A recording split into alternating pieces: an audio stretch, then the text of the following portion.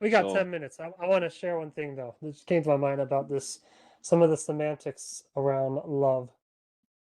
So in the book of Hosea, we're back in Hosea. Yeah, covenantal love is hesed.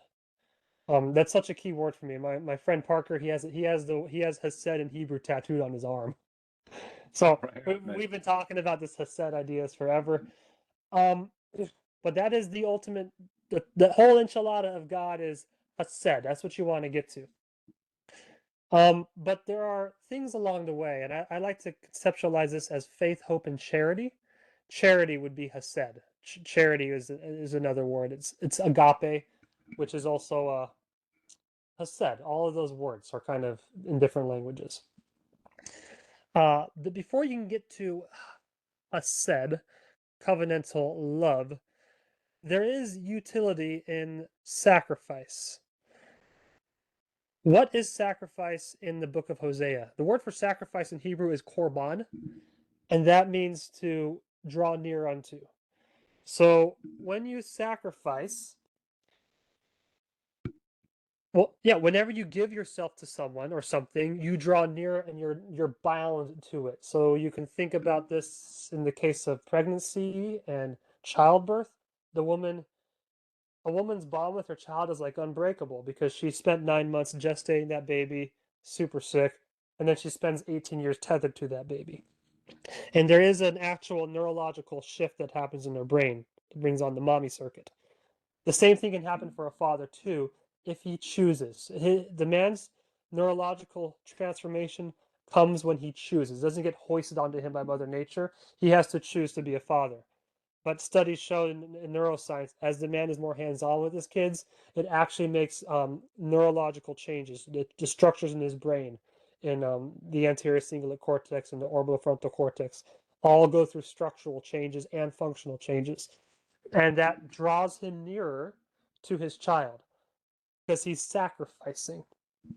So you can think of this back to kind of the metaphysical understanding we were talking about faith, which you brought up here, that when you have faith, it's principled action, but it does require action. It doesn't just require conceptualization, but it requires moving towards something. As you act in principle, in respects to a higher order, you draw nearer to that higher order. You draw nearer to the realization, to that conceptual schema that you conceptualize in your head. So you are drawing near to it in the moment. That's why faith without works is dead, man. Like back to James, you got to have works for your faith to actually work. Um, those aren't two separate things. Faith is works and belief put together. Like that is faith. So you can think of sacrifice in the law of Moses. Why are they acting? They're supposed to draw near unto God. But if they are just acting and not having any meaning attached to that acting, then the law of Moses becomes empty because they totally miss what it was pointing to, Christ. Christ wasn't in their actions. And they just become mindless, they become mindless brutes. Ayn Rand talks a lot about people who don't think and they just act in the world and they're just mindless brutes. She talks about the relationship between the mystics and the muscles and how they have an unhealthy relationship. So that is faith. Faith is acting in principle. Now, where hope comes into play, I think, is this might be useful to think of the language of investment when you talk about hope. So faith is acting that draws you near unto it. It's the daily habits. It's what you do that makes you set the table every day. You do things to make your house a loving place, and you draw near unto your home and your wife and your kids. That is faith. That is action. Hope, though, is when you have an expectation. So it's kind of like in the language of investment again. When you get a when you can start anticipating, you start seeing the little shoots grow out of the ground after you plant your garden. Now you have hope because you can see that your actions are working, and now life is starting to come about. So you have now, when you have hope, you've established a reciprocal relationship between you and reality. So in the garden, you've done the work to cultivate the seeds. Now you have hope when you see the seeds start to shoot. You can see that you're getting smooth, clean feedback between you and the arena. That is hope. And the way I think about hope is I told you this before, Juan, about the temple structure of the Jewish temple, how you have the porch. That's where all the sacrifices are being made in the outer court and the porch, and they're doing all these ritual aspects. And then when they go into the holy place, there's a lot of incense burning, and there's offering of showbread, and different foods are eaten in there. And that room is likened unto hope. And then the third room, which is the Holy of Holies, is the place of the throne of God, and that is charity. That is the pure love of Christ in there. That's where God comes, and angels come in there, and it shines light. The reason why the middle room is the room of hope is because you would be in there partaking of a sacred meal with other priests and everything, preparing to enter the Holy of Holies. Now, in the Jewish custom, only one person goes in there, it's the high priest. But when the high priest would part the veil, what comes out of what happens when there's a veil and it's covering the other room, but when you open it, what do you see coming from the veil? You see light, especially if there's supposed to be some sort of light element in the Holy of Holies. You get this glimmer of light, and so you start to have hope. You start to get anticipation that you're getting nearer to God, You start and you start moving in that progression. So faith is just the action, the principled action. Hope is the anticipation. Oh, it's the feedback. It's the relationship. I'm getting closer and closer.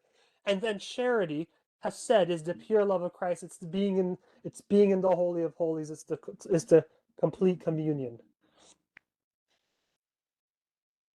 yeah. So I that was a lot of imagery I just laid out. I really like it, and I You think can see that we in the Catholic Mass too, by the way, with the priests and the Orthodox Church, how they go inside the Holy of Holies or the equivalent to get the Eucharist, right? yeah. Yeah, Um, no, it's definitely um. I would really like to explore this more with you, like over maybe like a I guess more meetings or something.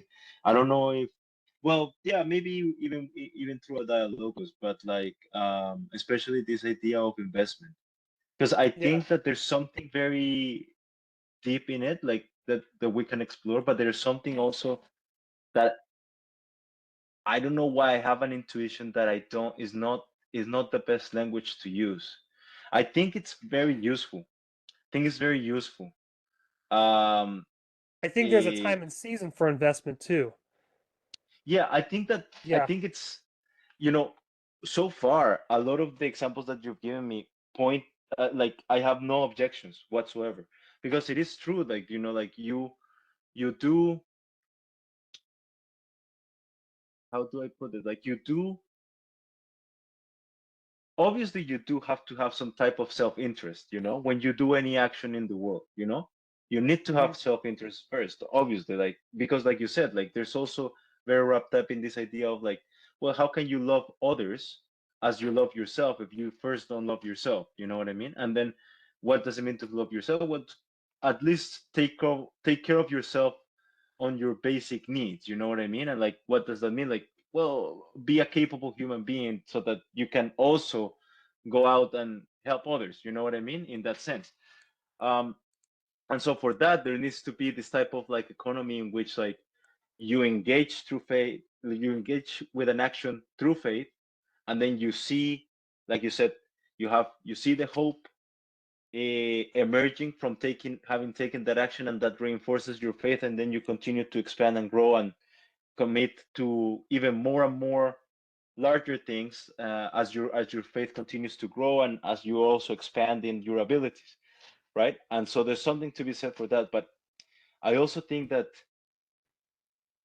because semantics has always been something that has been like the let's call it the nemesis of philosophy and the nemesis of the ages along the No, way it's I the think Tower we of Babel, man. yeah I think we ought to be very careful with the language that we use in all of these things because I also think that we're getting to very deep mysteries in here and I think that you know there's something to also push back on the sense of like what I was trying to say earlier about like God ultimately not needing anything, you know?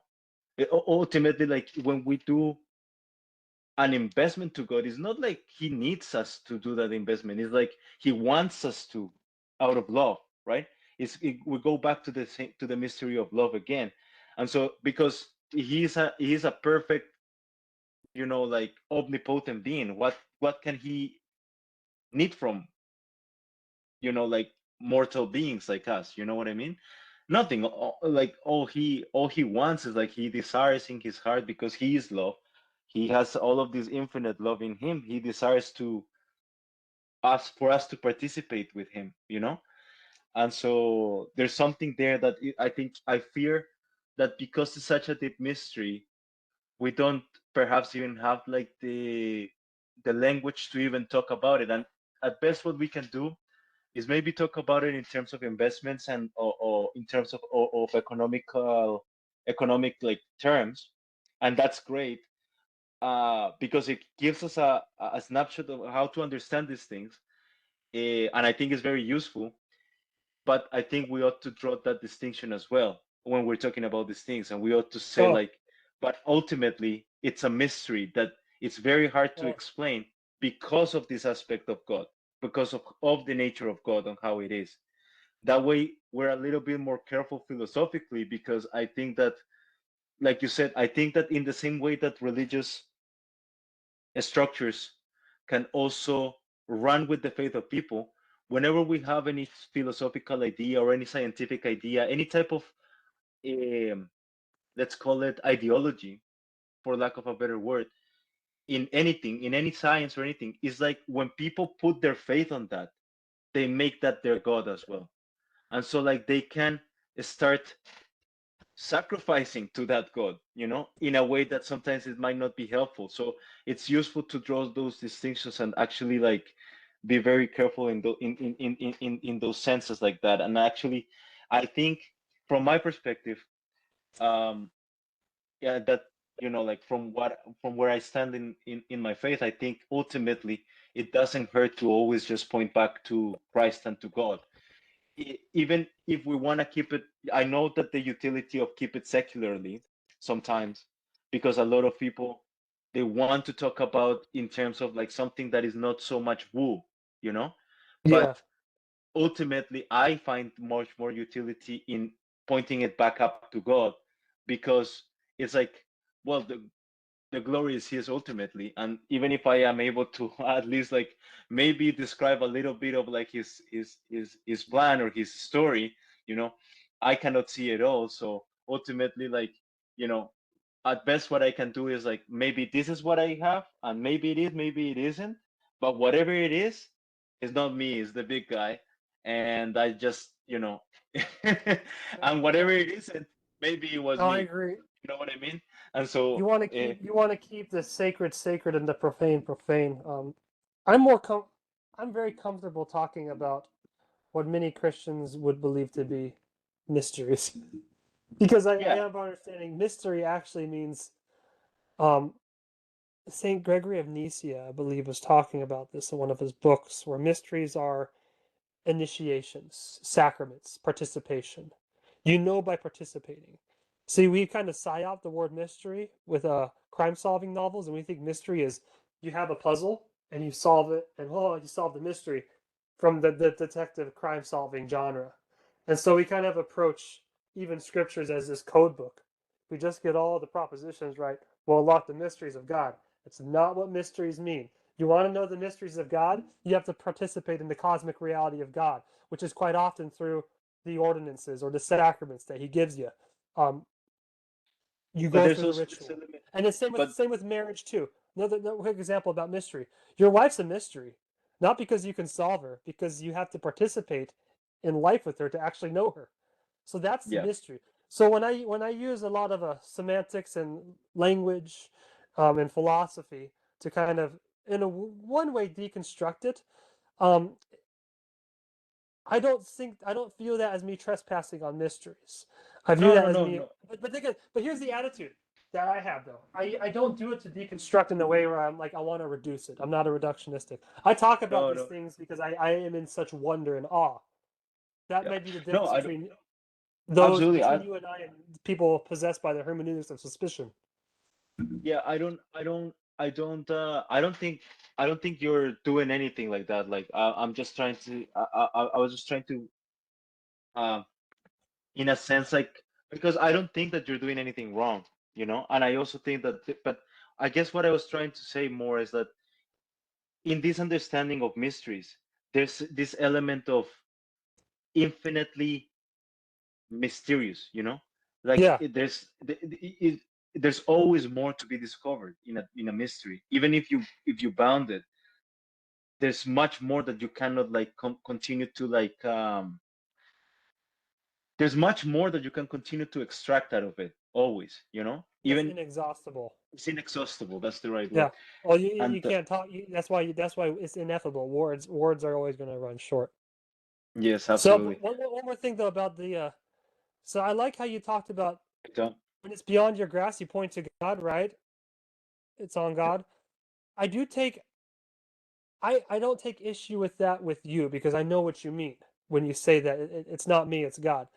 I take issue when other people do that as an excuse not to think anymore. They use the "it's not me, it's God" statement to have a no, sort of act of a cognitive closure. They don't want to lean into deepening their understanding, and so they just kind of throw up their hands and say, "Oh, what do I know? It's God." That's pretty much that's a Kantian argument. I can't yeah, know it. It's in the phenomenal realm. And I think that's see you don't say that from that place because you have a deep appreciation for this, but many people will use that argument quite often. It's a mystery because I don't yes, think they have see when you but because they don't have that sense of wonder. See, you and I are using our language not to put a full stop on our contemplation of the mysteries. We use our language to open it up and get deeper into the deeper realities of the God of reality. So that's just one thing yeah, I want to note on that. no, absolutely, man. I Yeah, I really enjoyed in general the conversation. Tom, we missed you, man. You fall asleep. yeah, I know. Was it? Was I an hour late or something? Or is it yeah. what? We ended up having a two-part proposal, or I Yeah. actually I'm going to close this off. Thank you everyone for listening. If this makes into the recording, so. Thanks, man.